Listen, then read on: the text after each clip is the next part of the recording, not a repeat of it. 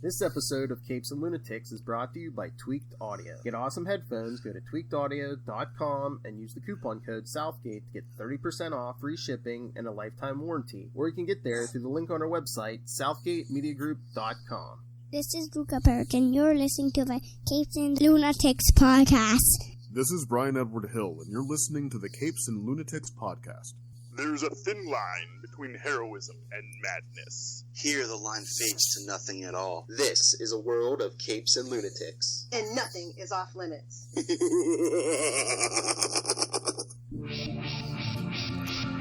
Oh, you're in for a good one tonight, people. Welcome back to the Capes and Lunatics, episode 160. That's right, only 9 more to go, Lilith. Anyway. Yeah! That's what she says with that number. Anyway, I am Phil. Joining me, as always, that blue-eyed fan of, Yancey Street in New Jersey. It is. Charlie, the Professor Esser, and my eyes are clearly brown, Philip. I was doing a thing, Joe. My eyes are up here, Philip. My eyes are up here. And... Just quit staring at the stash. I know it draws the eye, but... And speaking of eye candy, coming to you live from Florida, it is the Queen of Pain herself. Hey, y'all, it's a little Hellfire, and it's not even a minute in, we're off the rails. Yeah! Speaking of off... Riding off the rails like a crazy train. Speaking of off the rails, breaking news, DC Comics sabotaging itself. If water makes things wet, news. Yeah, I mean, you gotta have to narrow that down a lot, Phil. Gotta narrow that down. Well, this week, yes, they've. I think we knew it was coming, but they've officially severed ties with Diamond Comics. No warning to the stores, no nothing. They're just like, yeah, we're done. Okay. So I know. Hey, we should do DC Comics decisions they've made for quite some time. It's been building to them. Going like they're trying to bankrupt this company. They're trying to devalue their stocks or something. A special episode for all the DC's big mistakes. Okay, guys. Let's schedule 3 hours some night. Yeah. Okay. More like 4, but that's definitely a Patreon special. If you ask me. But I mean, this whole diamond thing. I know. Part 1, no 52. Oh, we're gonna go back that far. Okay. But. No, I know, Charlie, you were saying, like, what does this do with the stores? They have to go through a separate, just for DC, they have to go through a separate entity besides Diamond. But, like, I don't know, I was reading some stuff. I guess, instead of one bill, they're going to have 2 bills now. So I don't know if that, if prices are going to go up. Oh, so because they're going to have to pay separate shipping and handling. Yeah, they're going to have to pay shipping twice at least, yeah. All that handling, Mm-hmm. Want someone to handle your books. Want someone to handle your package, yeah. Yeah, so... You gotta be gentle with the package. Well, this is... and one could argue that's why Diamond was around for so long, because everyone said, well, if we break away from Diamond, we're going to pay separate shipping and handling, and I'm guessing, as people had said, that Diamond was to some extent a benevolent monopoly. Yes, they were a monopoly, but they weren't benevolent. Well, that's the question: is how less benevolent is the new guy going to be? If they even charge the exact same shipping as Diamond, is it an advantage? It's still a hassle. Yeah, exactly. It's still a hassle. And that's the thing. It's like if you got your Marvel and your DC books both, so just because of the way it works as you ship weight, it costs more to ship less per item than it costs to ship more. But if you now have split your order in half, you're probably going to be paying that shipping cost twice. Mm-hmm. Because, the additional books from the other, so your Marvel books and your DC books essentially would have canceled each other out. So you buy, you pay to ship 1, but you're really getting 2. And now it's like, no, we're each got to pay for each book individually as it ships, and that's problematic for the comic book shops and anyone that is in the resale business. But like I said, that kind of probably hurts DC, especially if DC's numbers aren't as good as they could be right now. And two, I mean, it's like, say you can't afford to order everything. What are you going to do? You're going to order from everything else from Diamond, or just DC coming from the second person? What can I cut out? Well, I mean, that's the whole thing about DC, though, is that if you're actually still going to be a diehard DC fan after this, there's other places to buy your books besides your comic book shop, and that kind of sucks. Well, that's what I was going to say. Is DC just if that ruffles somebody's feathers, Is DC just saying, forget the comic book shop, the brick and mortar? Yeah, like. That's what it seems like. Yeah, I mean, and that's the, I guess that's a big thumb. They're biting their thumb. I don't know what's going on. Well, I think, although, man, it's weird when you think about it, because, like, if we all remember back from what Lilith told us in, like, several episodes ago, that the whole reason, like, Diamond, like, stopped delivery was because DC was the one that wasn't going to make their deadline. Oh, yeah, they couldn't get their books out of Canada. That's what my guy at the store was telling me. I guess they got, like, a new printer now, too, in the U.S., so that doesn't happen again. But that means that basically DC caused the great comic implosion back in, what was that, February, March, something like that? March, April? Yeah. Caused that implosion that threw everybody's comics off kilter. Now, as the comics are coming back, DC's like, yeah, but we're not going to even do that anymore. And it's like, would have been nice if you just said, we'll get our comic books to you, like, on next Thursday instead of screwing up everybody's schedules.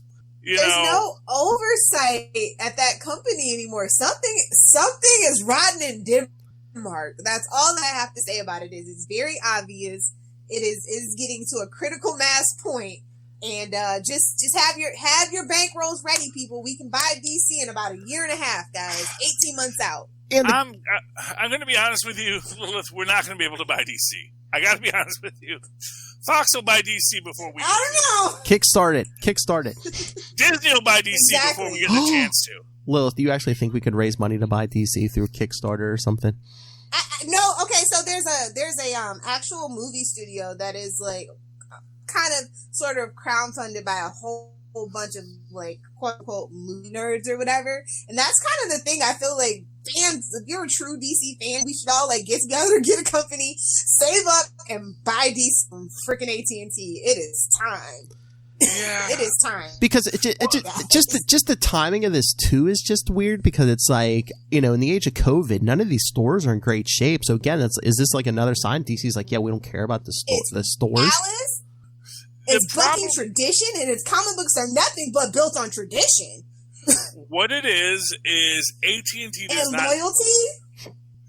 I'm gonna guess AT&T sees the value in superhero properties, not the value in superhero comic books, and that's the thing. You can't have one without the other. Well, they may not think they may think you can, or they're just like, hey, we got digital. Why do we need the paper? Well. But even tradition. I know. I agree with you. Collectability. I agree with you. But when suits get involved, it's like, hey, we could save money. We could charge the same amount for comics and just do it digitally and save all that. They just totally ruin everything. They ruin everything. Well, yeah, the problem you live is and learn, and then you get loves. I think it's that question of, will there be a digital comics revolution? And here's what I'm going to tell you. This, I think, was the problem with DCU. Because I think DCU was supposed to be Netflix for your comics books. Well, we already had that. It's called Comixology. Well, except you got to pay for it. Literally, no. Yeah. You get like you can get Comixology Unlimited, actually, just like Marvel Unlimited. Okay. And the thing with DC Universe, it's like you don't get new comics same day. Yeah. Yeah. And maybe that's what they're going to do. Is they're going to say we're going to do DCU, and it's going to be new comics same day, and then maybe they'll break off from Comixology, which is owned by Amazon. Well, if they wanted to do that, don't be breaking up all. Nobody can afford to opt out of the Amazon market right now. Well, that's going to be the next. That's going to be the next big movement. Right now we have people. It's like Netflix was the place until everyone said, "Well, why don't we just have our own Netflix?" And then suddenly all of the licensed content on Netflix started to migrate over to other places. Now, fortunately, Netflix has its foot in a spot where they can build their own content. And honestly, Amazon's actually been doing that as well with their Amazon Comixology originals. So exactly. So I think that's the thing is I think that right now DC is looking at it as like, why are we paying Amazon, who is now going to be our competitor, to host our digital comics? Because nobody wants to use your terrible interface. Hello. God, that's brutal. I thought Marvel Unlimited was bad. I can't remember if it was Marvel or DC that actually invented the Comixology interface. Because Comixology didn't create that interface. That was created either by Marvel and I want to say it was Marvel's was the first to come up with the guided view digital interface that you get on Marvel and I assume Comixology and now everybody else. But it's that reality that AT&T is looking at it and saying, okay, we're paying all these people to handle our content when we can handle it all by ourselves in house. Clearly you can't. Well, I mean, maybe they can. That's the thing. It's like you look at HBO Max and them giving HBO Max pretty much away for free to everybody. You have HBO, now you have HBO Max. You have this, you have this. You have AT&T as a phone provider. Enjoy your free HBO Max. Also separated from data caps. Because data caps are fake. That's not a real thing. The data doesn't cost them any more if you download 1 million gigabytes or 2. It's the exact same data flowing through the exact same space. So there's no reason to charge for data. But they're running a business, not a charity, Charlie. Well, except if you're going to HBO Max, that is free of data caps. Supposedly. But did we completely read the fine print? The fine print? And I mean, if DC, all I know is that AT&T has not dinged me on my data yet. I've had them on their unlimited plan for a while. They've been very nice to me on it. I think they're going to be very nice to everybody else because it doesn't really cost them anything to let me have unlimited data. And they get all my personal data. Like, oh boy, does this guy like to watch nerdy YouTube videos about comic books. Casual Comics, it's my new favorite. Look it up. Oh. Sasha, she's great. Not sure she's always got all of her data 100% right on comics lore, but you know what? She's got red and black hair, and I appreciate that in any comics speaker. She also is a big fan of ginger locks. Oh, nice. But yeah, I mean, if DC wants exclusivity and stuff, I mean, why are you piecemealing that DC universe? I mean, Doom Patrol's on HBO Max, Stargirl's on CW. Because I think DCU is going to be their digital comics hub. I mean, I think that's what it was supposed to be. Yeah, but I think it's going to be a situation where failure all around. I get the feeling it's going to be a situation where if you want DC Comics, you're going to go to DCU. Yeah, I mean, they already have an app for comics. All of the that's the thing. You'll get you'll get the entire DCU library same day, or you can buy piecemeal on Comixology, like the day after, and that's how they'll get you. That day after, everyone, even though, like, who has time to read comics on a Wednesday? But, and that's the other weird thing, is that, like, they're shipping on Tuesdays? Yep. Yeah, you can get your DCs on Tuesdays. Well, that's what I even said. I'm like, Who wants to make an extra trip? Well, that's what I told my... Exactly. Well, I know. They think they're going to sell all these books on a Tuesday. That's what I told my guy. I'm like, I buy Marvel and DC. I'll be in it on Wednesday. And he said, yeah, that's probably what most of the people are doing. Yeah, It's an interesting choice, but it's the choice they're making. But I think if they're going to go a full digital route, that's probably what we can look for in the future. Is them just saying, okay, if you want DC comic books, go to DCU. That's where they are, and I think they're going to make it enticing because it's going to be all of the DC Comics library for free if you are a subscriber, you know, and if you have HBO Max, you'll get all that video stuff. But if not, then there'll be selected videos content there as well. You know, stuff that's not going to cause a lot of trouble. But I do think you're going to be seeing an end to the DCU original video content that's exclusive to DCU. So, like Doom Patrol, Swamp Thing, that may show up there, but all that stuff's going over to HBO Max. Yeah. You know, and it'll be, you know, along with everything else. The new Perry Mason looks great, by the way.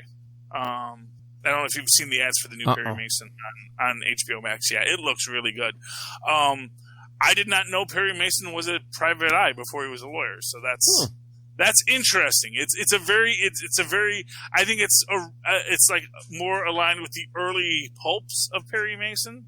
But I have to think Perry Mason has to be a lawyer by the end of it because you know, canon. Why would? Well, because that's what people know Perry Mason as, and if you wanna, and also, you know, and you can see it in the way they present the ad that he's still very much this, you know, fighter for, you know, very much got his mind on the idea of what can you prove and what evidence do these people have in this case. So I'm enjoying it. I'm looking forward to it, and but that's HBO Max. But I mean, we brought up you brought up the Tuesday DC thing. It's like, is that part of their issue too? Did they want to be in the store before everyone else? Did they were like, oh, we want our books in the store on Tuesday, and was Diamond like, no, we ship we do it for Wednesdays, and they're like, yeah, no, we'll just do it ourselves then. But again, it hasn't always been Wednesdays though. Nuh-uh, yeah, exactly. So, that's what I'm saying. But what is the advantage of them getting their books to the store a day before every other comic company? Well, the thought is if we're there a day before, people will come there a day before and will buy our comics more because that's the new comics. And clearly, though, they're not understanding comic book assets built on loyalties. And you know, nobody's going to start a Tuesday tradition if it's just DC books. I'm just going to be real. Exactly. Well, you know, if you buy stuff other than DC, yeah, it's not worth it. No matter how cheap the gas is. What they're looking for is because I guess, and if I had to guess, I'm guessing it's something like they're assuming that a lot more books are bought on impulse than on commitment, and maybe they've done some studies on. Here's what I'll say: when I have free money, I do buy a lot of impulse books. Yeah, like I said, once we stopped having new comics. And I'm suddenly the only new comics were a bunch of old comics. I got I wound up spending twice as much on old comics as I ever spent on new comics. Because, you know, oh wow, 10 books for $10? Of course I'll buy that. I know, but don't you want to build consistency and loyalty instead of, oh hey, someone walked in the store and bought a Batman this week. Who knows, we'll ever see them again for another Batman issue. It's like, well, but the idea is if you get there on Tuesday, so basically you get there on Tuesday, the only new comics will be DC comics. Yes. So when you go in there to buy whatever your DC comic is, suddenly you're going to say, oh, you know, I go in for my Batman. It's like, oh, but look, here's Booster Gold. That's a cool cover. What's going on with Ambush Bug? Well, let's see his cover. And all these new covers up there on the wall that are new on Tuesday before they get there and get sullied by all those Marvel titles. I guess, but it's just like, you know, if you're buying stuff other than DC, are you going to make 2 trips? Probably not. And they clearly don't understand the market. And if you're only... You know, okay. And if you're only DC, you're going to be there once... This way, guys. If you know anything about game consoles, Switch is cool, Nintendo's cool, but almost literally everybody that has a Switch has another, like, bigger name console. You know what I mean? Like a PlayStation or an Xbox. Mm-hmm. That's why a lot of game titles don't come to Switch, because that and Nintendo's like kind of weird about things. But yeah, DC is the okay. You know, not a lot of people just read DC comic books these days. They just don't. Yeah, I mean, so I don't think they understand their market. I won't say that is true or not, because clearly I don't read a lot of DC comics.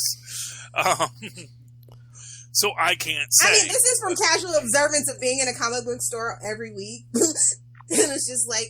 Yeah, but that's your... Well, comic book store is pretty big. Well, they've heard... And I go to 2, 3... I think they've hurt the brand, too, because think about it. You know, when you look Marvel, get it too. yeah, Marvel's probably more popular than DC, and why? Probably if there any new fans coming in, it's probably because of the movies, TV shows. You know, they've hurt that brand with them movies. Nobody's coming in looking for that Superman book. No, because of the movies, that's for sure. And it's pretty sad no one's coming in because of a Batman movie these days either. Yeah, well, that's because there aren't any Batman Remember movies. the days? Oh, we yearn for the Joshies now, apparently. We yearn for it. That is sad. It made its money back, you know. So, say what you will about Schumacher, he made his money back. Neon. All that merchandise at McDonald's, maybe. Well, you know, hey, McDonald's pays for every last toy they make, you know. That's the thing, is that kind of stuff, that's like free money. They give that to you up front, you know, so you get all that free Batman money, and, you know, that's money for Warner's. And it doesn't matter if people don't like it. It's like, doesn't matter. We already sold the toys. Oh, my Lord. They made, like, Happy Meal toys for, like, Batman Returns. Oh, my Lord. Well, you know, but that's the thing. And, you know, DC doesn't make their own toys. So when Kenner puts out a bunch of Batman toys because there's a new Batman film, every last toy that you buy out of a dollar bin 20 years later, Kenner paid full price for that toy.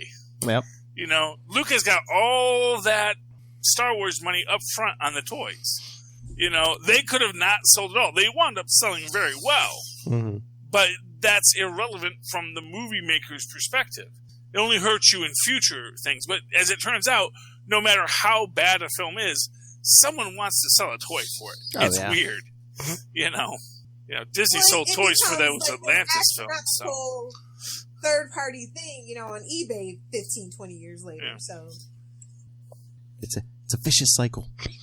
Yeah, pretty much. Really I'm just so disappointed in DC, and I have been for a while. But this is really my breaking point, and I'm really kind of at my wit's end with Marvel for other reasons. It's kind of personal reasons, but it's just kind of like a shame. But hey, I have indie comic books and Archie, so that's cool. Did you try to get a job with Marvel? Oh, did you? Yeah, right, Philip. Then what's your beef with Marvel? It's a political thing that I don't want to get into. Okay. I understood. There's always Red Circle Comics, Lilith. Exactly. There's always Dynamite, which has new Nancy Drew and the Hardy Boys. The Death of Nancy Drew #1 came out. Like, hello. Oh, hey. She's not really dead. I don't buy that. Of course not.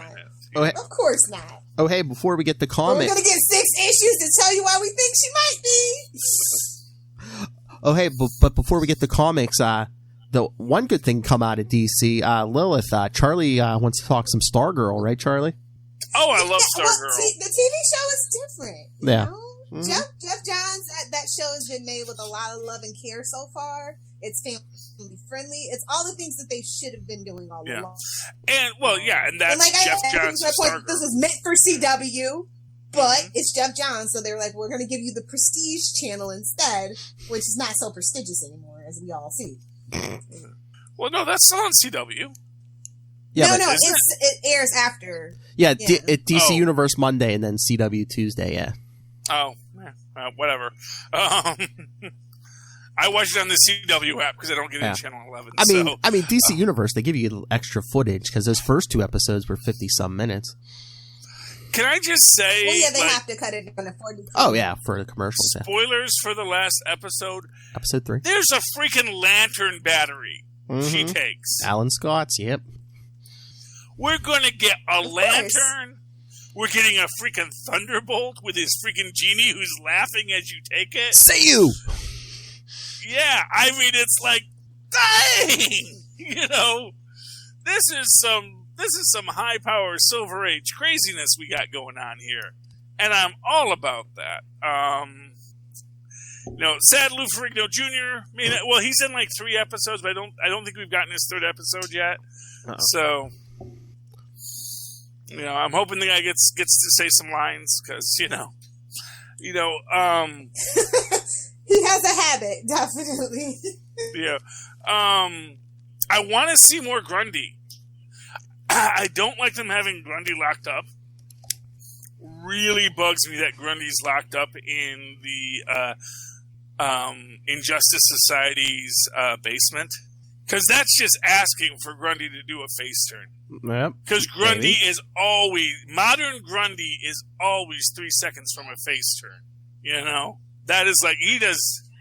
Well, sometimes he's a giant zombie. And yes, he will beat up everyone. He could switch sides. I mean, wasn't he in love with Alan Scott's daughter, Jade, Lilith? I mean... Yeah, we've done that before. Yeah, so... Yeah, we've done lots of stories with Grundy, where he is, a lovable, a lovable simpleton. They do man-child Grundy. It's only when they do like super intelligent Grundy that he gets super mobstery evil. And hey, he might turn on them anyway, because I mean, Icicle's just killing his own guys. Icicle has brain freeze. Can we just say that? Oh. Icicle is not well. Icicle is messed up. And you know what? I'm going to tell you this. I'm going to say it right now. Gave his wife cancer. Oh. I don't know how he got these icicle powers, but I'm thinking this is all radioactive fluid stuff right now. Just like Spider-Man. Whip!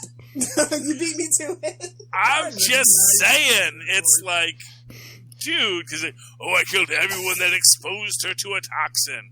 It's like, so you killed everybody at Wendy's? I don't know. It's like, what does that mean? I killed everyone who exposed her to a toxin. What does that even mean?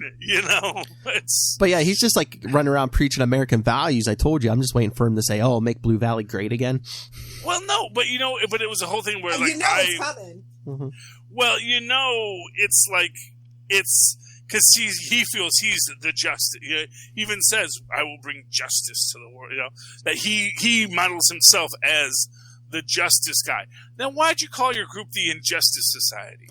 I mean, that's what I was waiting. Justice Society was already taken. They were being spiteful. Well, that's what I was waiting for. Just wanted them to say, no, we're the Justice. Icicle to say, no, we're the Justice Society. Those other guys are the Injustice Society. They were secretly fascist the whole time. I kind of feel it's like that whole, we'll be the Brotherhood. They call us evil, so we will be the Brotherhood of Evil Mutants. We'll put evil right in the title, because that's what they want us to be. That's what we'll become. Branding. Oh. Yeah. But, I mean... But no, killing the magician and killing the magician's son. And again, it's the stuff that doesn't seem to make any sense. Well, that's what I was going to say. When I saw him from a leadership perspective. When I saw him kill the son, I'm like, okay, he's going to frame Stargirl for the murder. Okay, this makes sense. But yeah, then he kills the magician. I'm like, whoa, wait, I know he's angry with you, but you're not going to try to talk him down. You just killed one of your own guys, dude. You already have a guy in a coma. You're going to take out another one. I'm guessing the idea is he wanted the wand. Because he wants to give. He's consolidating all the power for himself, Philip. Of course. Yeah. Except classic mad dictatorship.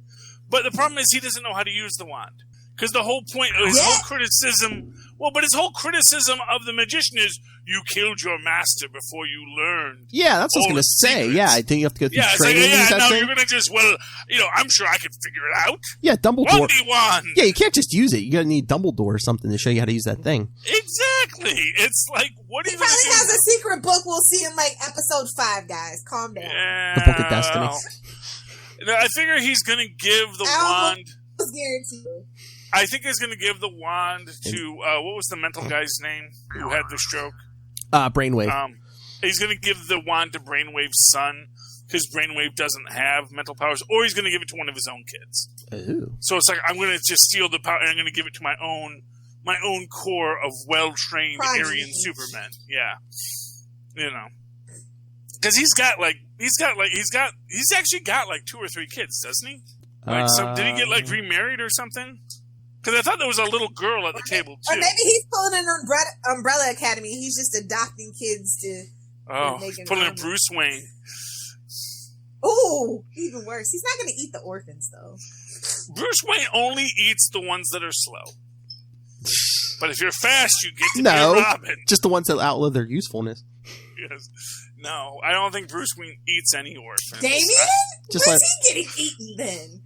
Well, he's not an orphan. His dad's alive. And he's got... Deathstroke. Deathstroke's his father. Yeah. Lilith, well, still, that's a father, Lilith's fanfic. Here's what I'm going to say. Yeah, I don't know. Aside from Icicle, everything else about this show is great. It's a great show that has a really bad villain. And not like, oh, it's an evil villain. It's like, oh, no, you're just bad at your job, villain. But, you know, DC's known for bad at their job villains, you know? Uh-oh, look who's watching. See also the Riddler. Uh-oh. We got a Facebook. Hey. We don't talk about the Riddler like that in this house. Who's here? I don't know if they're here. No, they're not here now, but we got a Facebook link from Robert Southgate, so he must have been watching. Okay, well. That's what I liked about Get Vocal is we had a room where everyone came in and, you know, only a few people ever showed up, but, you know, it was a thing, Phil. Hey, they could comment. Before I couldn't see the Facebook comments. Now if you comment on Facebook, I see it. Okay. Well, Facebook's right there. It's just a different tab over. But, okay. But now I don't even have to have that tab open. Okay, Phil. Okay. But no, can we agree Luke Wilson is killing it on this show? Oh, Luke Wilson's great. He is the epic. Mm-hmm. Manic pixie dream guy. Like, can we just give it to him? He was born to play this role. I say it every week. And I cannot wait to see him in Legally Blonde 3, and she better be running for freaking president. Well, she was. If you don't know, senator, Legally Blonde right? 3 is coming. Yeah, she's senator. She, as of Legally Blonde 2, she was senator, right? Did she get elected senator? I don't know if or was it a House of Representative thing? Yeah, I don't think she was 35 yet, so she must have been House of Representative. Yeah, so I don't know if she's going to be president. She might be a senator. You know, something. There is a process. You know. As in Legally Blonde 2, though, she says, "I'm coming for you next at the White House." So that's what I'm saying. She better be running for president too. Okay, well, yeah. If she's 35, I'll allow it. You know, I don't know how old Alicia Silverstone. To me, Batgirl is. Did you just? That is Reese Witherspoon, sir. I'm sorry. Oh no! I'm sorry. I got my '90s blondes confused. Oh, you totally did. Are you saying all blondes look alike, Charlie Esser? Yes, all blondes. In Hollywood, kind of, sort of. Oh, yeah. Look, hey, I have said this. Any teen star from the '90s, they are literally interchangeable, as far as I know. That's why I could never watch Spears, Mandy Moore. I could not watch Beverly Hills. Had to dye her hair pink. I could not watch Beverly Hills 90210 because they all looked the same to me.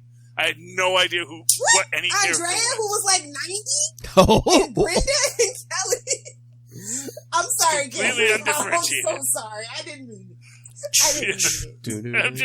I'm just saying I have a hard time with teenage soap stories, you know. Unless they go out of their way to differentiate characters, like, say, Saved by the Bell, where it's like, okay, here's the brunette, here's the blonde, at least one black and here's the redhead, you know. But every so often I'll watch a show and it's like, I don't know who's talking anymore. I don't know, is that the character from the first scene or the last scene? So I guess I'm taking it Charlie wasn't a Sweet Valley High fan. No. Well, there it's intentional. There it's intentional. They're twins. I know Sweet Valley lore. Some Sweet Valley lore. I have all the books. It's disgusting. Yes. So does my wife. So you guys should talk sometime about Sweet Valley High.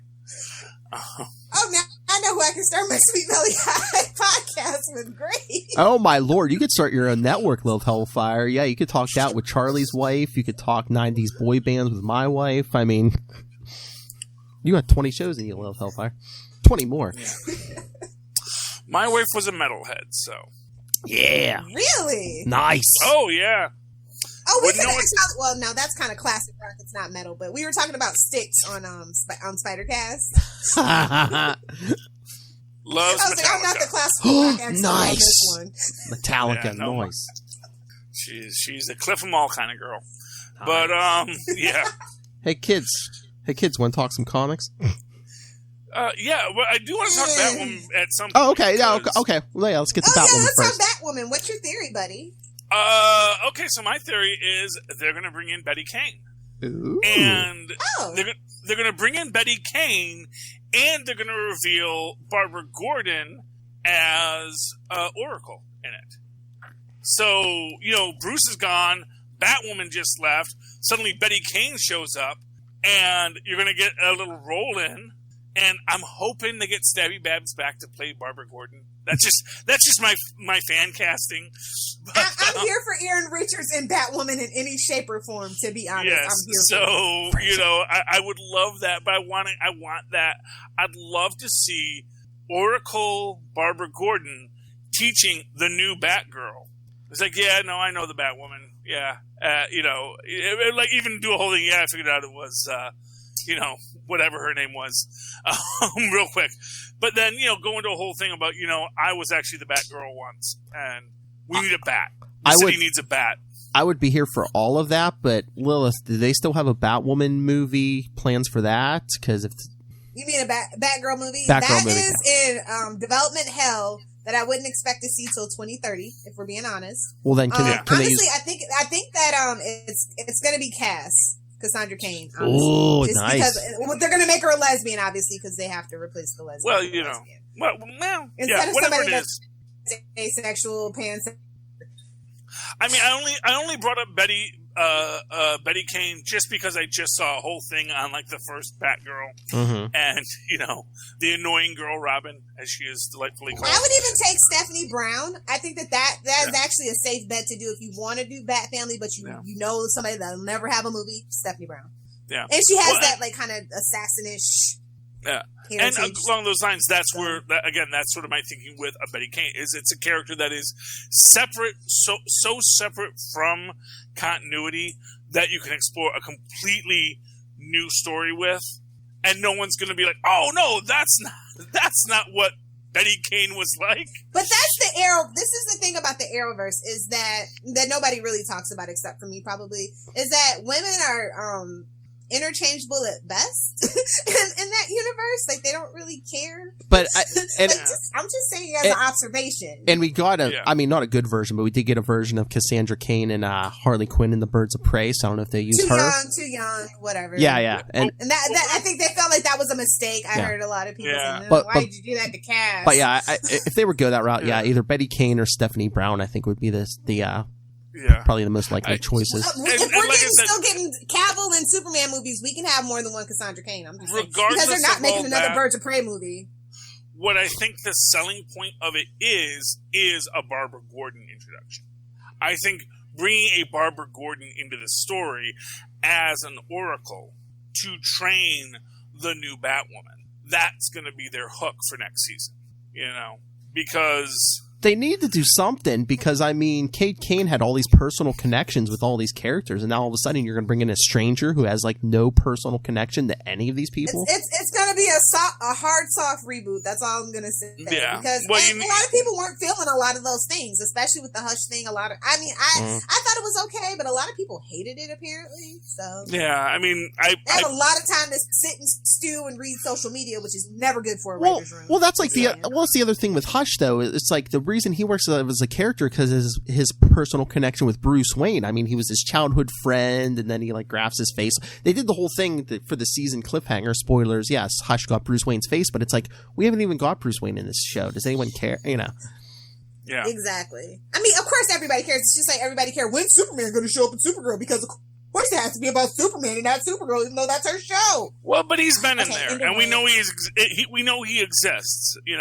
That's the thing. I think actually Supergirl did it well, and they have here's Superman. Okay, he's going back to Metropolis now because it's a big freaking planet. I don't care if you move at the speed of light. So do laser beams. There's lots of laser beams. There's lots of laser beams pointed at this planet constantly. That's why we need a Flash, a Green Lantern, and a Superman, because this planet wouldn't last 5 minutes if we didn't have 8 God-level characters on it. And Flash is faster than Superman. Fight me, nerds. Yeah, sure, why not? Oh, by the way, why has there never been like an Across the Flashiverse thing? Do they really not have they really only done the 2 Flashes? Aren't there like... Shouldn't there be a panoply of Flashes out there, and then everyone with a Speed Force connection, and then just tie in all the speedsters across all the universes have to get together to do a thing? Are you talking on the TV show? Anything. Well, comic books, movies, TV shows. Where the hell did you get 2 Flashes from? There's, I could name at least 3. Well, no. Well, Flash originated the idea of the multiverse. Yeah, with the Flash of 2 worlds. And so why is Spider-Man the one that's doing across the Spider-Verse. And Flash is like, oh, yeah, we got that too, don't we? I mean, we could should we do anything with that $1 billion idea?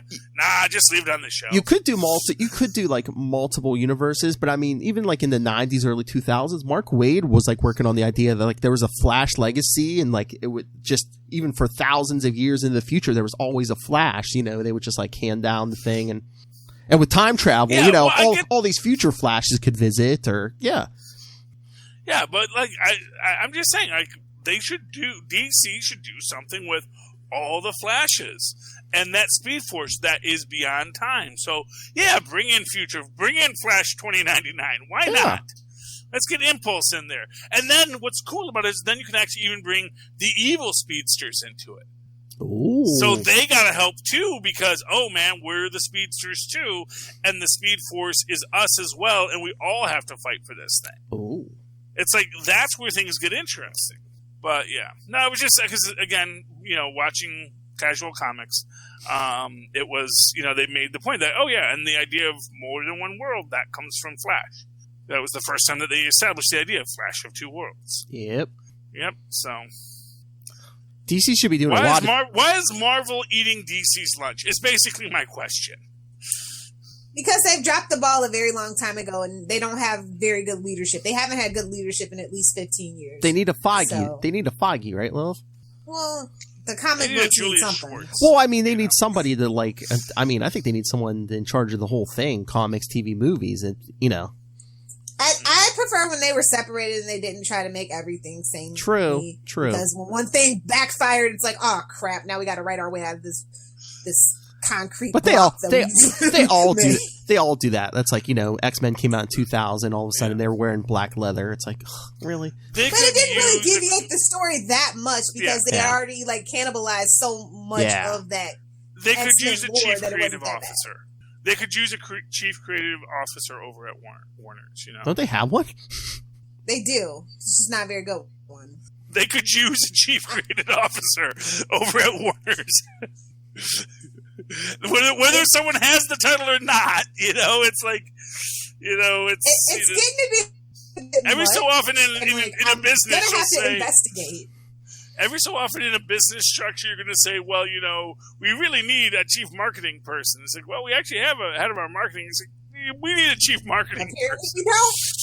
Not for nothing, just that came up at a recent meeting I was in. When I said, you know, we have an opening as a chief of HR, and of course I'm the head of HR at the moment. But it's like they could use a chief of HR. I'm not proud. I'm more than happy to say, yeah, let's get a chief of HR. That's fine. You want to put someone above me? I'm not gonna fight that in the slightest. You know, But speaking of, should we talk some comics?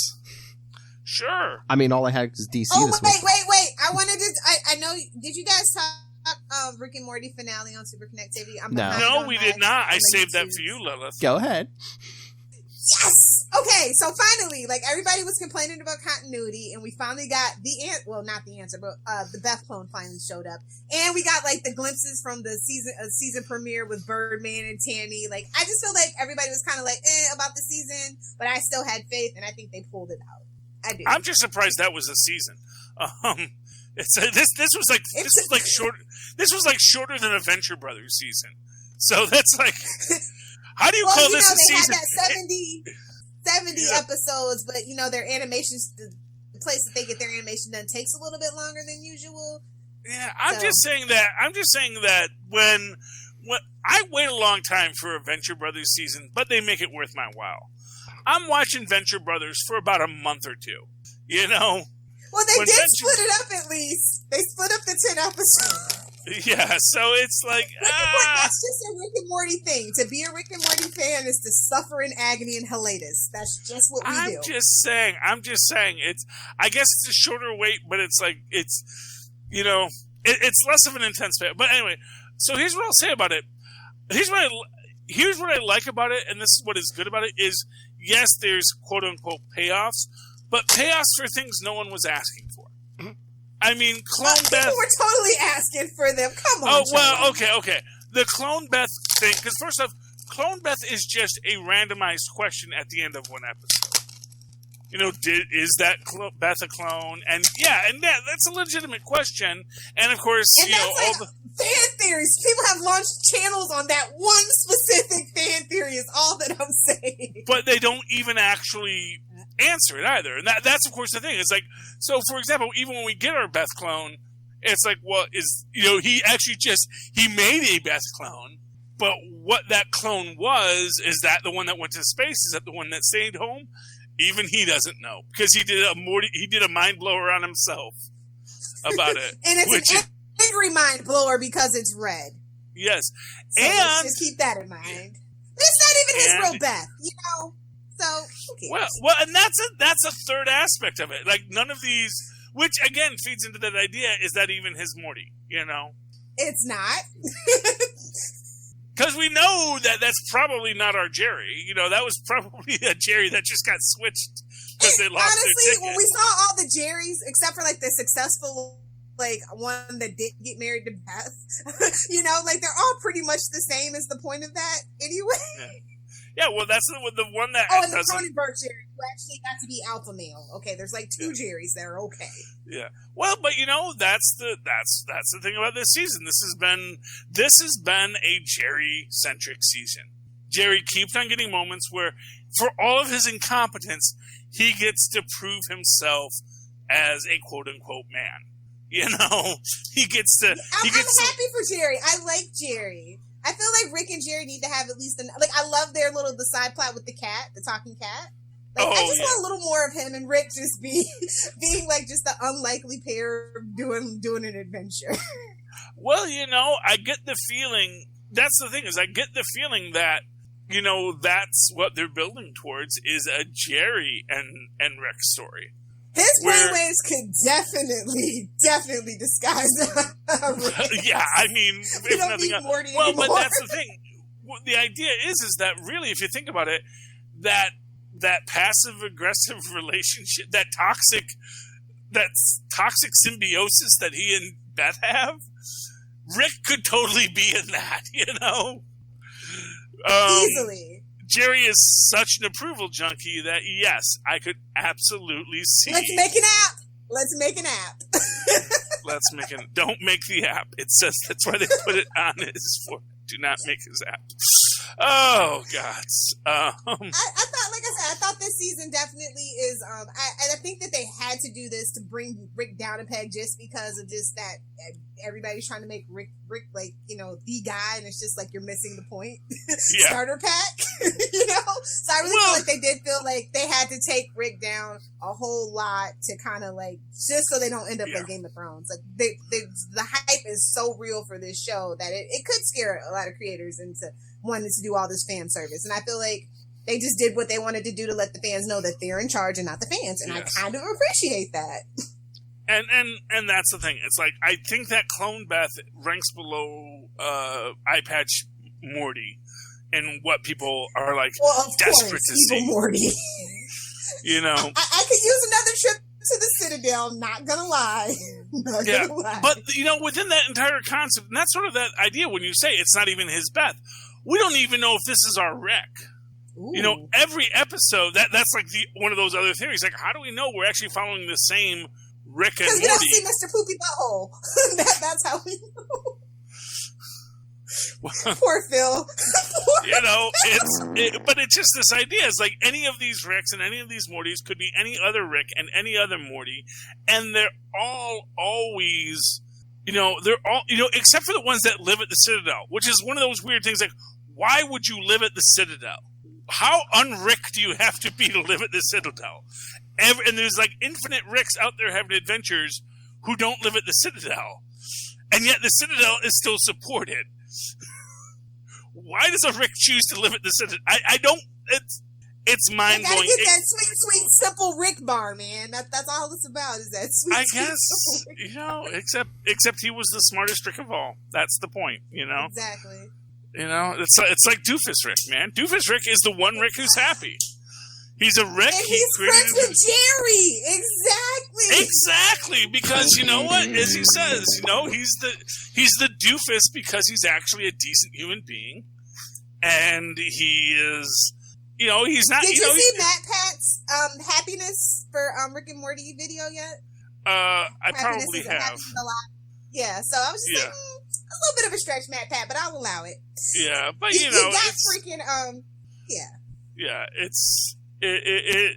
But I love the Beth and Beth dynamic, and I love again how irrelevant. They got two cool moms out of the deal. Yeah, it's So like why don't we care? Don't you want to know which one's the real? And again, it's because he wants to establish that there is a power structure that he's responsible for. So he wants to say, well, now we'll know I created this one, and this one's the clone, and that's the reality, and that's the false. And it's like, no. Because again, first off, if you embrace nihilism in and of itself, it's like, well, then it really doesn't matter. It's like freaking Max Coulson right now over in Agents of S.H.I.E.L.D. It's just, I'm as Coulson as anyone is, And Charlie just lost Lilith. No, you know what? I love the guy that plays Coulson. I watch random episodes, but I'm just But he's like he's an LMP now. It took too long. It took too long for me. Like 16 episodes in the first season. You get three episodes, and then Mama's got to go. Yeah. See, that's that generational gap between me and Lilith here. She's now. So she's like, oh wow, 5 episodes. What a great season. And I'm like, no, exactly. Seasons are 20 episodes. They take up half the year. 13 at best, and you're gonna like Lilith, it. I don't mind the British model at all. Lilith, I thought you watched and listened to everything. Right. Lilith, I thought you watched and listened to everything at 1.5 speed anyway. I do. Most things, I do. But yeah, but it is this idea, or if you want the Otto Octavius point of view, it's like Otto's like, this is like my Take a 18th drink. body. What are you talking about? It's like, no. Take a drink. What is me is in this body. If there was something else in that other body, that's fine. This is me now. My brain is where it is, And that's why the Otto we got back isn't really Otto, because that was one of the Ottos from Mephisto's realm brought back. Not the Otto that was the superior Spider-Man, which is why Ms. Marconi is gonna remake a Tolliver, and that's gonna be our superior octopus, and we're gonna get Tolliver versus Otto, and he's gonna say, "No, you're clearly not me because you're one of the old me's that died with that brain madness from the who this." Exactly, and that's my headcanon. You won't get rid of it. So, but yeah. So, what were we talking about?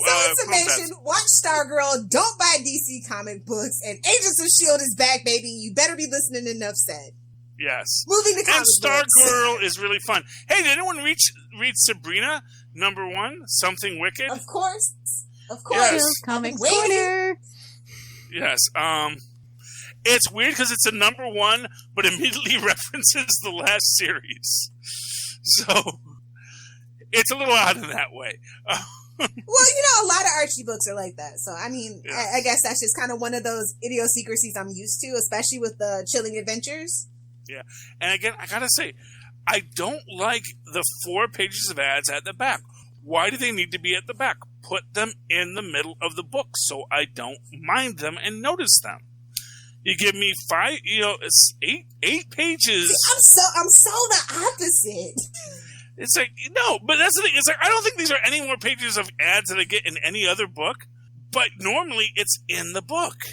Don't freaking bother me with your ads. My knockers are fully processed. That's all. But they don't bother you in the middle of the book either because you're just turning the page. They bother me. Just listen to Ultimate Spider-Cast. They totally distract me, don't they, Phil? Yep. My big thing.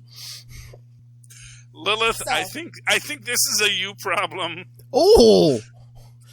That you're having with the idea that...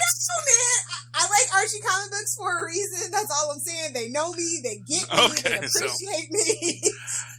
Marvel's something that you like. They do it for you. What I'll say is, it's not that I mind the ads. It's just that I don't like being reminded that there's 8 pages of ads. And when you put them all at the end, it just reminds me, wow, there's a lot of ads in this book. And if you put them in the middle, I don't notice them. That's all I'm saying. I'm saying it from a strategic marketing perspective. To me, it's easier in the middle because I'll flip through them, but I'll see something. If something catches my eye, I'll look at it.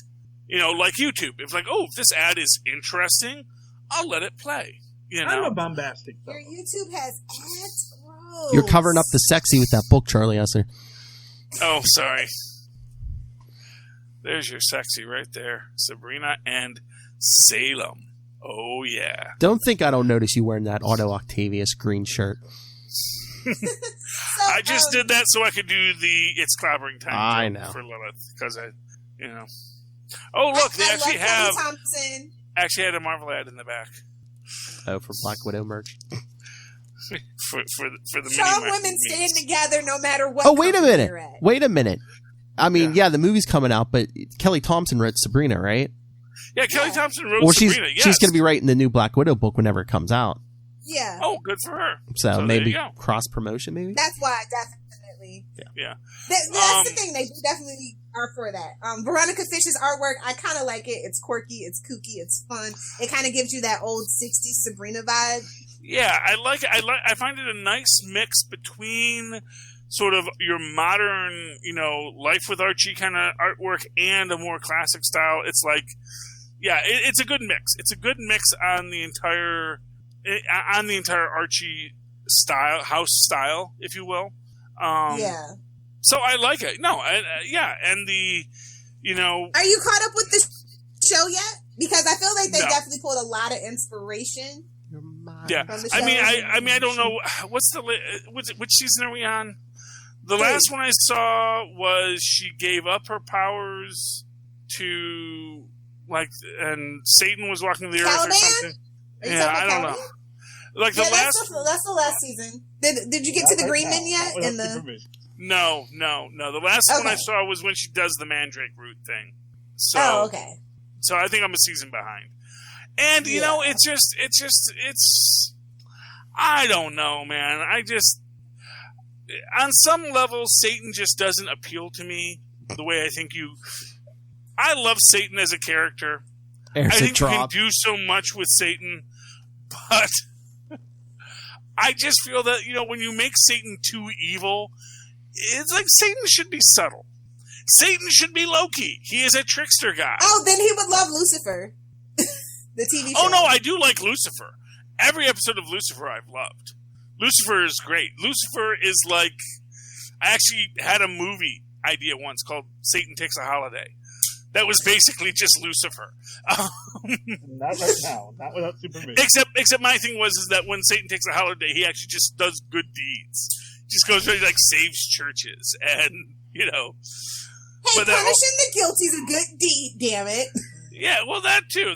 I mean, no argument there. But no, I do love Lucifer. Lucifer is a really good show. I do like it. I just don't get around to watching it as much as I should. No, I just felt that and I get what they're doing about, especially with Lilith, and I love the character of Lilith in the Sabrina series, and the idea Hell, that, Madam Satan. yeah, just the idea of, when she tells, Sabrina, look, he's a man, and they're never going to let a woman have power. And that is just and to me, that is ow, that is, see, if I was the Church of Satan, that's what I'd be objecting to. I get it. Not some statue they happen to do, but the fact that they're basically saying, oh yeah, Satan also total toxic misogynist, Well, obviously. just so you know. So yeah, honestly, Church of Satan, they're just, I can't with some people. And the Church of Satan is one of the groups of people. Nothing against them as people, but it's just at a certain point, I'm like, okay, yeah, I get it. You like to cosplay; it's fun. At least, just if you want to make a fake religion, at least cloak it in some legitimacy. Yeah. It's like the flying spaghetti monster people. Those guys, the Pastafarians, I have nothing but pure respect for as a religion. The Satanists, I'm like, I guess your daddy didn't love you. I'm sorry. That's all I can say. as apparently Church of Satan. That's at Charlie Esser. Yeah. Go ahead. Church of Satan, Too the easy to Temple of know. Satan, whichever one it is, whichever one of these groups that are calling themselves the group of Satan, the Satanists, it's like, yes, I get it.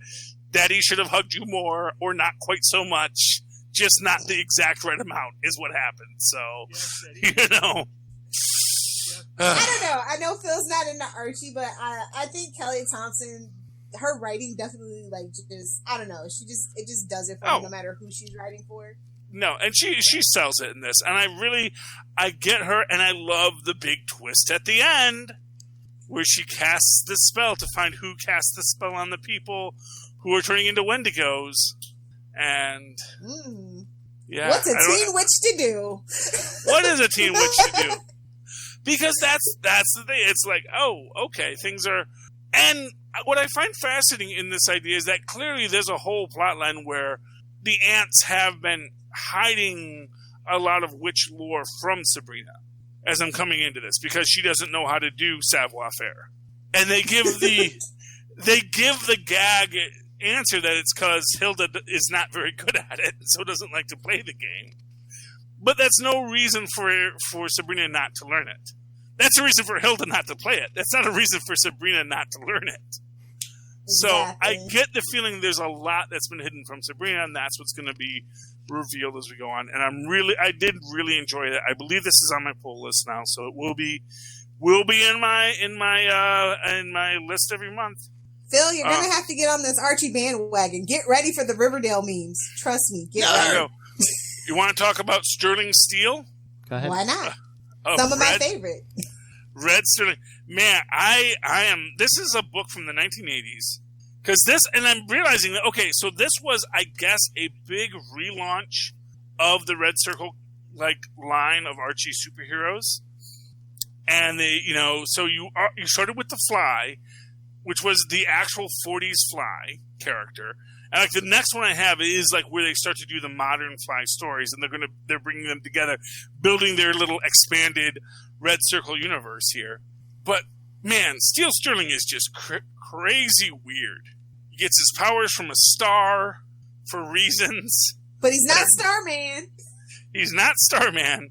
He actually just gets tempered in a forge because of a star. But then you have Miss Sampson, who is just as BA in this, and she's an African-American woman. But we get no star story for her. She's just every bit as tough and strong as him, but is just Miss Sampson. And then, now, of course, it does get a little painful when they do the, our powers combined friendship of all the urchins, where they do meet every ethnicity of urchin to explain how they're good urchins. Captain Planet wants to have a word with them, is all that I'm saying. It's nice. They even have a female. They actually have more than one female, but the white one is just the female, because the Latina female is the Latina. Or Hispanic, because this was when you could say, this was in the 80s, so they were still Hispanic. Well, there she is. And then, you have the Native American, and the Chinese person, and is that an Irishman? I don't know what his thing. But you have the Miss Sampson, I think, is the African American. Well, she is the African American, so. But then at the end, you get the female, because women are people too, and they needed a representation, even though we actually do have a female, but she's also the Hispanic, so she's doing double duty. So we needed a white female just to have one of those in too. So aside from this line of panels, which is a little okay then. But you know what? It fits within the overall arc, because it is such a weird Silver Agey kind of character and origin that you just kind of feel it as you're going through it. So, yes, between this, Mr. Justice was the last one we read, where he was the disembodied spirit of Bonnie Prince Edward, who Richard III killed, and that was a whole thing. So that was neat. But yes, there's Miss Sampson beating Sterling Steel in the arm wrestling combat, just to show you she's just as much of a BA as Sterling Steel. So that's cool, and I really enjoyed it. I'm really getting excited about getting around to reading these books. These are the only books I'm reading right now, because I have so many dang books to read. But here we go. This is like the first new Fly story. This is the next one we're reading. The first new Fly story in 40 years.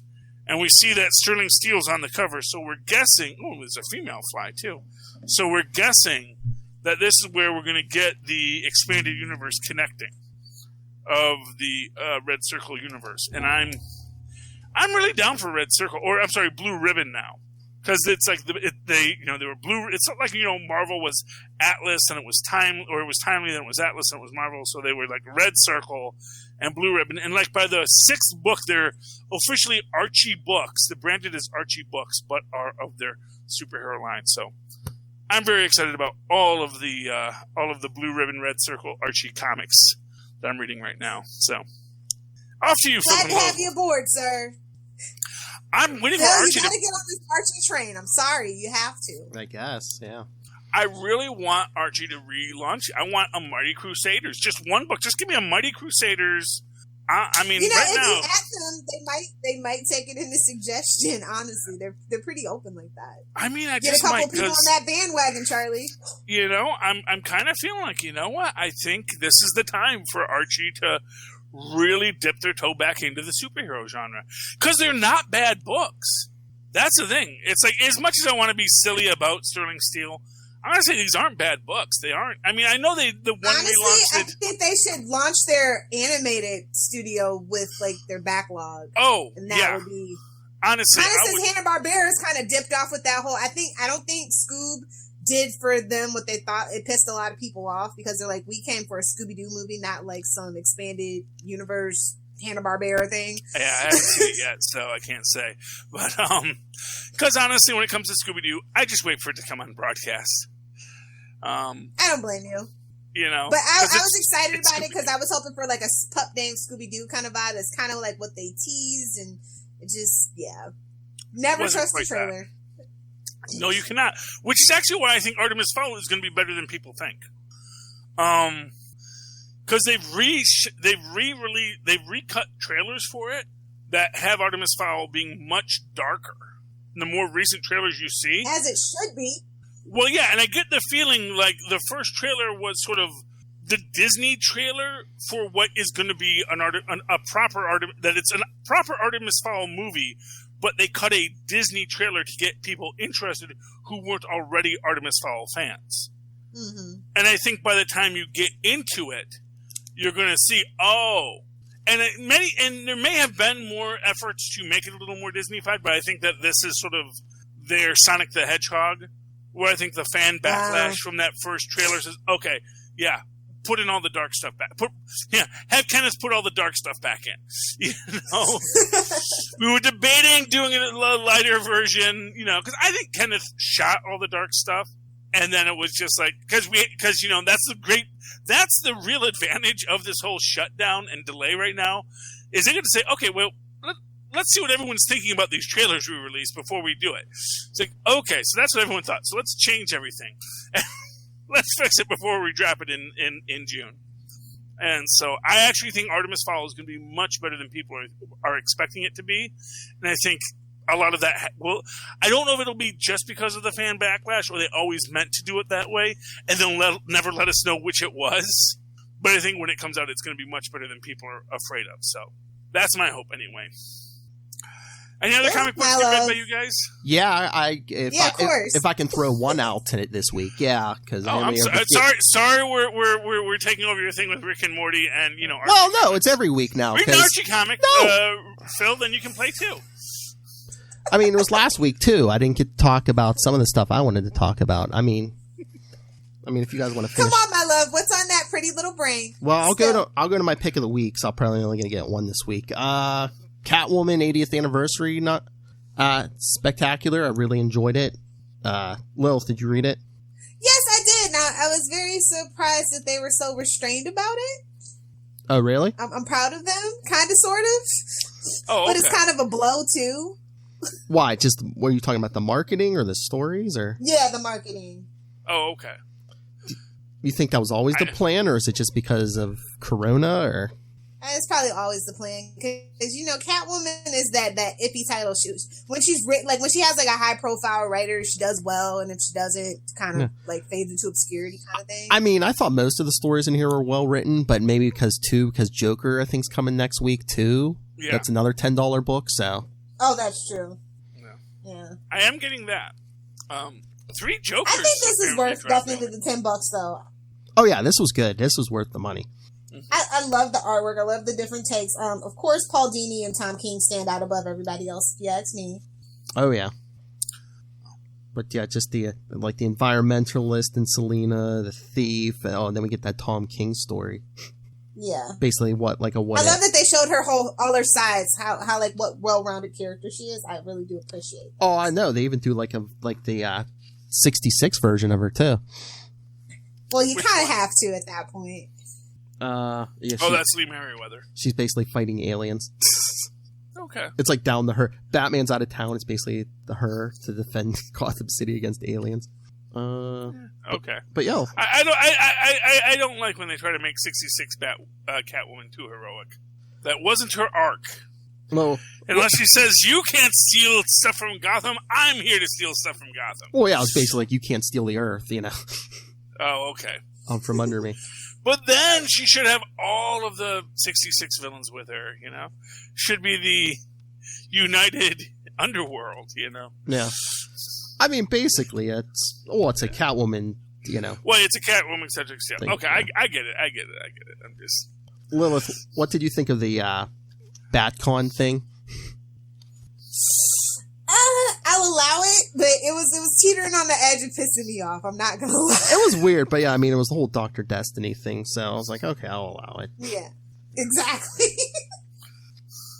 But no, I mean, just that Tom King story. I mean, that was the whole, kind of like, showing her getting pregnant, and they were like, her trying to still be Catwoman. That's the crown jewel of the whole book. I totally agree. Oh, really? Yeah. I was like, oh, you care. Thank you, Tom.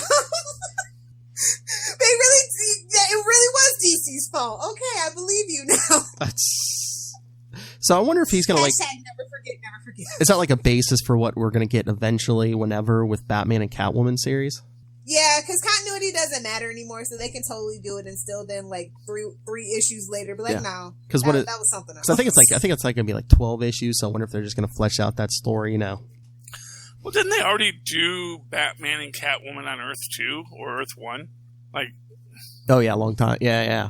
Yeah, I mean, they've been really together focused on it though. You know what I mean? Isn't Huntress their kid from one of those worlds? Yeah. Yeah. The best Huntress. Yeah, really. I don't know why you had to have a different Huntress. Well, just have her be from another universe. That's fine. Well, they did the other one in the 80s when they got rid of all the supposedly got rid of all the alternate Earths in Crisis on Infinite Earth. So they're like, okay, well, we can't have an Earth 2 Huntress because there's no Earth 2 anymore. For now. Yeah, that was short-sighted of them. Just let it be an infinite multiverse. No one minds an infinite multiverse. Oh yeah, they gotta consolidate so we can focus on killing Superman and breaking Batman's back for books and shock and awe. Yeah, well, it was like late 80s. They're like do though. I know, but they're like it's too. Not with another Earth where it doesn't matter if that Superman's dead. They're like it's too complicated. I think that was really the long-term goal of that whole thing. They're like it was late 80s. They're like it's too complicated, multiple Earths, and super girls and Batgirls. We just get rid of all this. It's only complicated if you just constantly are going there, Barry Allen. And it's like in general, it's like it just doesn't affect you. It's like lightning bolts fired. I'm just saying.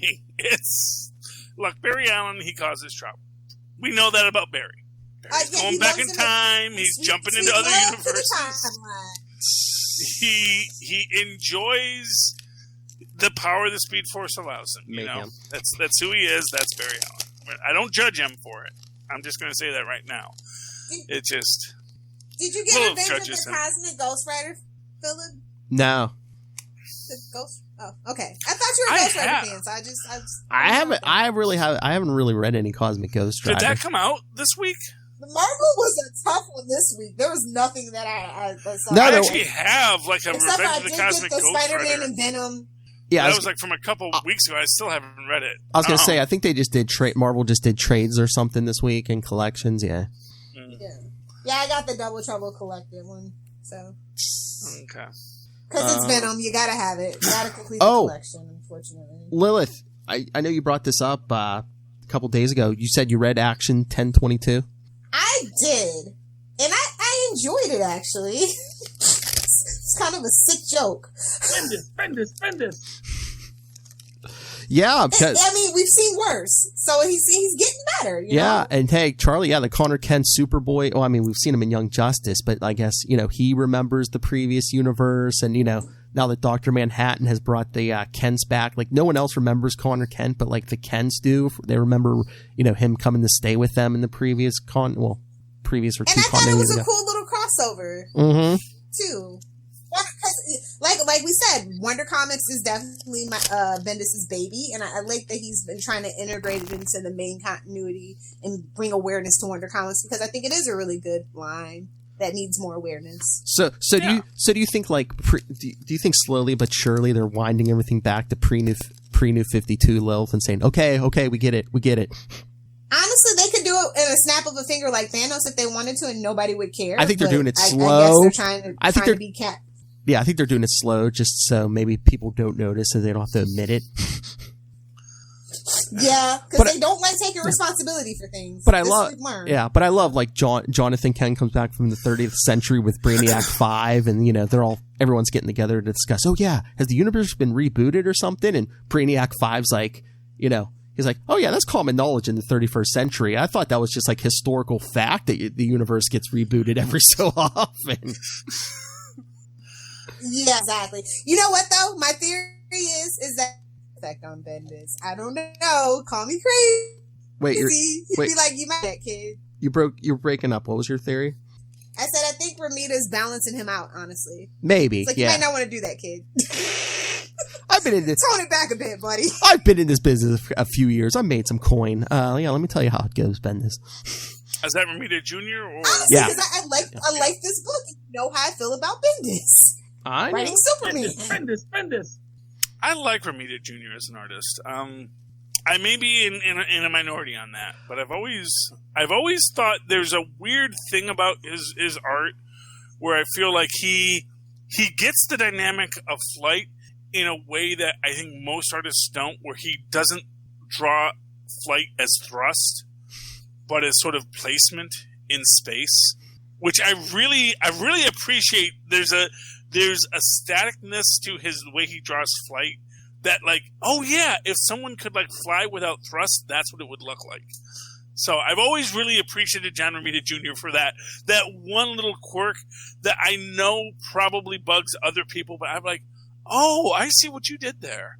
I like that. I mean, I usually like him better on like Spider-Man. I should probably shout out Klaus Janson too. He did some of the artwork on this issue. Oh yeah, yeah. Don't forget him.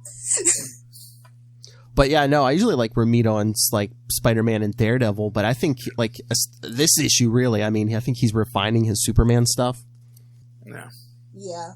Who's the inker on that? Because Ramita really soars with a really good inker. Oh yeah. He's one of those guys where you realize, oh, that's what an inker does. Danny Miki, Miki. Okay. Well, that's an inker to watch. Oh yeah. But yeah, that just cracked me up when Brainiac 5 is like, oh, I thought that was a historical fact. The universe just gets rebooted every. Well, just because you lampshade it does make it okay. I'm gonna get it on a shirt apparently because I have to keep saying this. Well, it's sort of like the when they did the the Ultimates, the 616 Ultimates, and it was and one of the cosmic deities is explaining time to them. It's like, well, you have to understand, time is a river, and a lot of things get pulled forward. Basically, he's saying, time isn't static. So you think you were alive in the 80s? No, you were actually alive in the 60s. But we've brought you forward because you affect time that much. Because you are a being in time who is displaced. And they're like, that's just ridiculous. I remember what my memories were. Don't tell me what I remember. Don't Mandela affect me. And it's like, okay. But obviously for a guy like Brainiac, it's like, no, yeah, That's how time works. We just know that now. You know? We know how time works. Did you end up picking up World's Finest, Philip? World's Finest? No. The Batman, Batwoman, and Supergirl? Yeah, no, I didn't get it, no. Oh, bummer. Oh, but... Get back around to it eventually. Yeah, I want to pick that up. But, did you read John Constantine Hellblazer number 6? Of course I did. I liked it. It was a nice, like, one and done. I mean, I kind of like, it's like a Loboto episode, you know, it's just like this haunted hospital hallway, and John just has to come in and, like, clean stuff up, you know. Yeah, I feel like that's how Constantine works best, honestly. Like, just kind of keep it moving, keep it fun, keep it light. Nice and simple story, yeah. Because it's magic, you know? It's already all kind of sorts of complicated if you think too hard about it. And it's just like a ghost story. I mean, if they would have tried to drag this one out for more than one, it would have been... But yeah, nice, simple little ghost story. Yeah, John basically has to come in and do an exorcism. I won't give away the twist at the end. But yeah, no, yeah. I really like it. It was a light week for comic books this week. That's what I said. I mean, the only Marvel... I do want to shout out The Boys, though. The Boys are back with Dear Becky #1. Over at Dynamite Comics. So if you were enjoying The Boys on Amazon, I think you should pick this one up. It picks up sometime later, and it's in Scotland, so you know, fun times. When is that TV show coming back? Someday, 2022, probably. At this point, I thought it was done already. Like they, I don't know if they were working on editing or whatever, but we'll see. I'm sure principal photography is done, but you know, they haven't dropped it yet. So maybe. Oh, but yeah, Lil, hey, did you see Batman was everywhere this week, even in Shazam? Yeah. I mean, it was another... That was weird. It was a guest writer. I mean, again, it was another one and done, but it was basically just Billy saying, you know, I have all this power, you know, but I feel like I'm not doing a lot of good with it. Yeah, so it goes to Gotham to try to fight a Batman villain and ends up getting gassed by the Scarecrow. Oh, yeah, I was reading about that. As you do. But no, actually, like, you know, Batman kind of gives him a pep talk at the end. He's not, you know, Batman's not like a jerk about it. For once. I've punched the crocodile, so have I. Domestic life softening him up. We'll see how that turns out. Maybe. What are you going to do? But he still remains Batman because Billy's like, does this count as a team up? He's like, but you team up with Superman. And Batman's like, no. I don't team up with Superman. He teams up with me. I mean, at this point, he's totally right. So exactly. I mean, I got 8 DC books this week, and I think, was it 5 or 6 Batman's in them in some shape or form. I mean, he even showed up for at least a page or two in that Action comic. Eat your hat out, Peter Parker. He's a very popular character at DC Comics. DC knows. You may have noticed they named the company after the book that he was in. So Detective Comics. I mean, Superman used to have more influence every time. Superman used to have more influence over there, but they know who's buttering their bread these days. Well, they're not letting Bendis write Batman. Is all that I'm saying. Oh,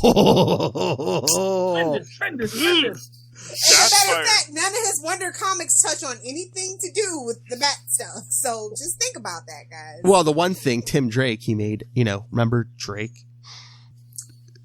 That wasn't a fever dream that we all collectively dreamed. Are we sure? What, the Tim Drake on a new... I choose not to recognize that. What, Tim Drake's code name is now his last name and his suit looks like a UPS truck? Yeah, no, that's real. Yeah. Unfortunately. Actually, you know what? But doesn't that, like, on its own level...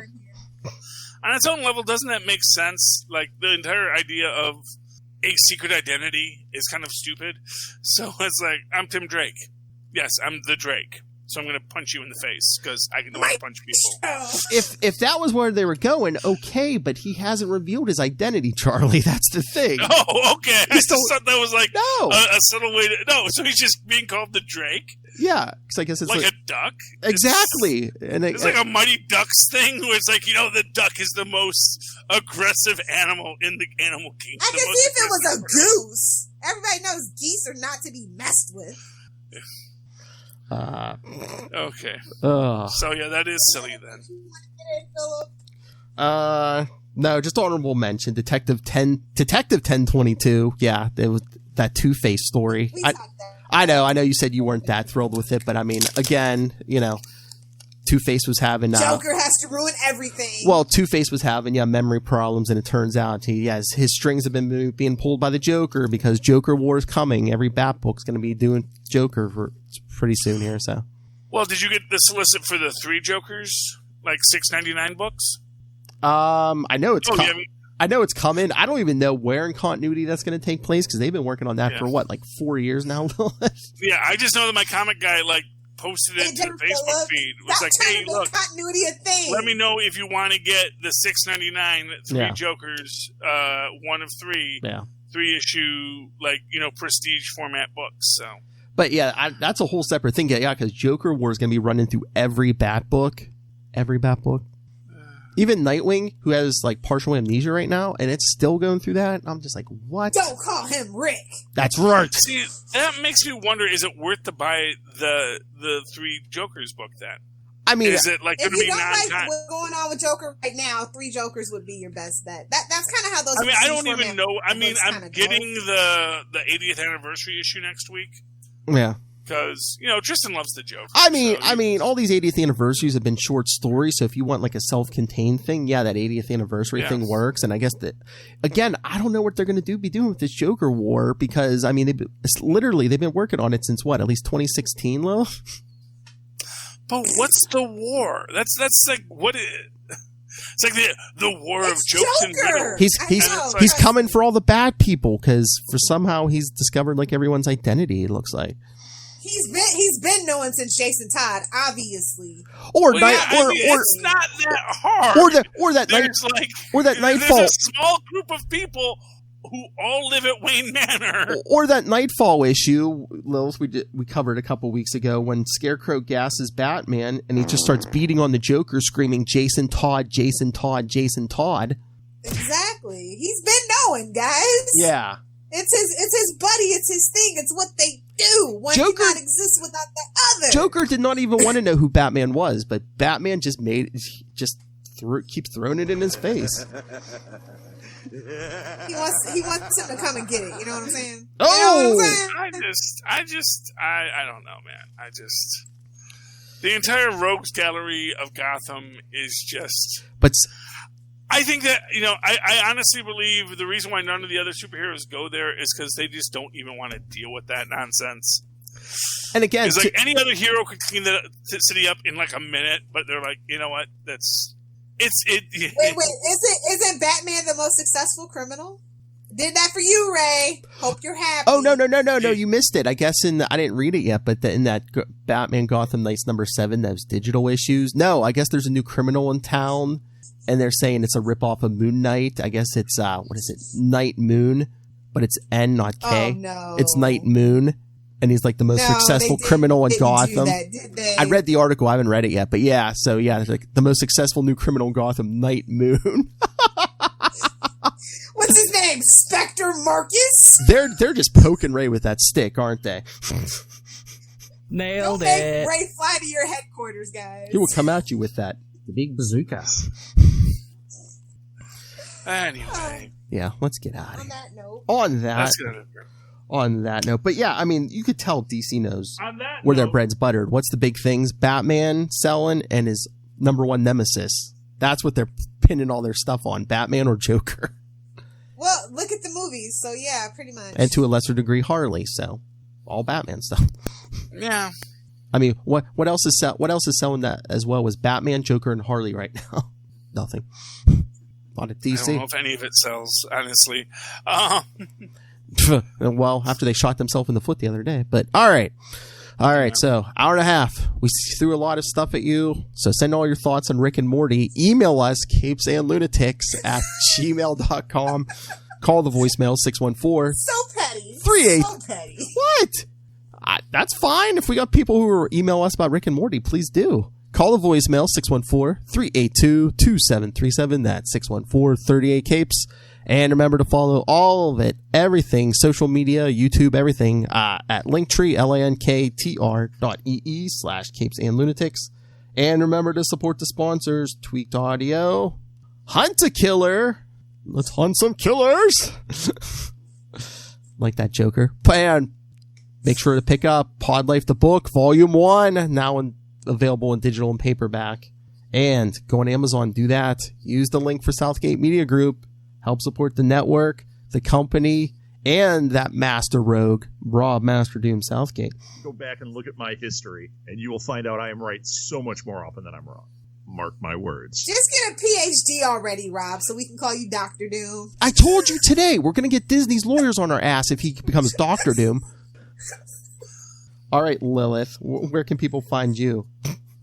If you nerds want to fight me on the internet, find me on Twitter at Lilith Hellfire or on Instagram at Lilith Hellfire 86 or Lilith Hellfire 69. Out of the gooch! Really? You want yours or his? Doesn't matter. Oh. I thought out of the pouch. Out of the pouch. Boing. Charlie Esser. Well, just to give us something to all of our people who are currently watching us on YouTube or Facebook, I just want to say, it's clobbering time! He loves that green t-shirt, people. That's all I gotta say. I love this joke, and we did the joke, and I wanted them to see it, and that's only for you who are watching us on YouTube right now, who will get the joke about it's clobbering time. So why don't you go look this up on YouTube, get the joke, and then give us a like and subscribe. That's right. And don't forget to smash the bell. Hit the bell so that you'll know when we do this again. Like it, comment, subscribe, all of it. All those things that, monetize it in some way or another by some algorithm that we have no knowledge of. But in the meantime, if you'd like to write to me about algorithms or algorithms, the rhythm that Al Gore gave us when he invented the internet, do so at superconnectivityblog@gmail.com. That's superconnectivityblog, all one word, @gmail.com. Of course, follow me on the Twitter as we live tweet things when they come on at a decent hour, unlike Agents of S.H.I.E.L.D., which is on at 10 p.m. when I'm asleep. I'm an old man. Yes, at Charlie Esser. That's CHARLIE. ESSER. Look for the 2 E's in the middle. For quality. Bing! He's an old man. He hits the bricks at 9:30. Get it? Yes. I go to sleep very early. Yes. Tough room. Anyway. It's always a tough room, Philip. Come back next week. There'll be some Marvel books. Oh, Charlie, I think Daredevil's coming out next week. Finally. Making me wait for that stuff. Anyway, for another week, we have been your Capes. Ampersand. Lunatics. Yeah. Make me wait for Chips of Dark, you Daredevil. How dare you? Oh, and I think Daredevil One More Day is coming soon, Charlie. Oh, okay. Oh, now you can know. Now you can know our pain. Better not be Mephisto. Better not be Mephisto. Unless Daredevil's smacking him upside the head or something. I'm the devil. He's fun. I know Satan's taking a lot of crap tonight, but fight me, Mephisto.